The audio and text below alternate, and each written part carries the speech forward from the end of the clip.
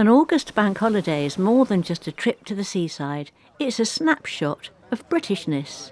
Ice cream and chips, wind and rain, chaos and myths, and above all, a shared sense of tradition. Families have been enjoying our seaside towns for generations, from the Victorian vicar who took in the air along the promenade to today's holidaymakers chasing crabs through rock pools on pebbly beaches. Jamie's family descended on Cromer for a long August bank holiday weekend, travelling from points north, south and west.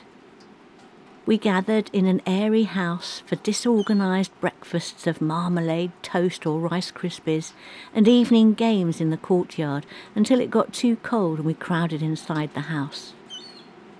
Bank holidays are now such a familiar part of British life that we've forgotten where they came from or why they are called bank holidays at all.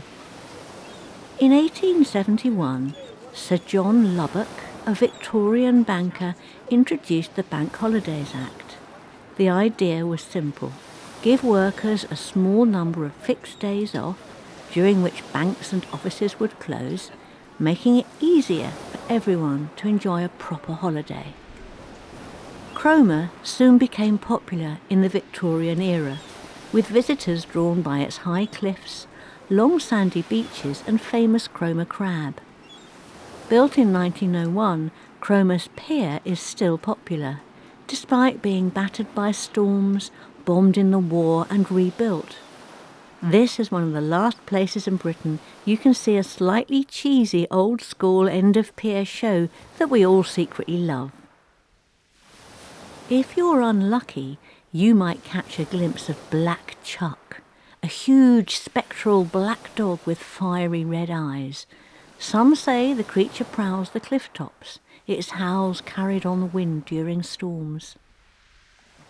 The beach along most of the Norfolk coast at low tide is wide and sandy, ideal for building castles, walking dogs and digging for treasure, the perfect place for kids with buckets. At high tide, the sea swallows most of it, as it did with the medieval village of Shipton. All that remains today is a legend. On calm days, fishermen claim you can still hear the bells of Shipton Church ringing beneath the waves. So here we are, over 150 years since Sir John Lubbock's Act of Parliament, taking time off as a family among the myths and legends of one of the UK's most celebrated holiday resorts, the traditional seaside town of Cromer.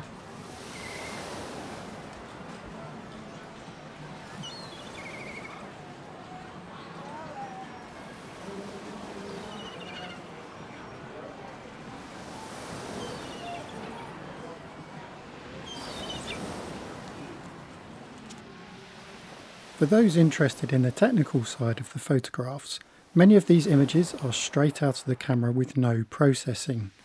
It's not just Fujifilm that supports certain looks for your JPEGs, you can do it with Sony cameras too, and I've been working on a recipe for my Sony a7C to bake in a high contrast monochrome effect.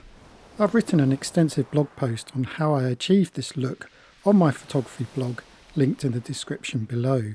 All photos were taken on the Sony Zeiss 35mm 2.8 and the night photographs were shot at very high ISO and have not been denoised.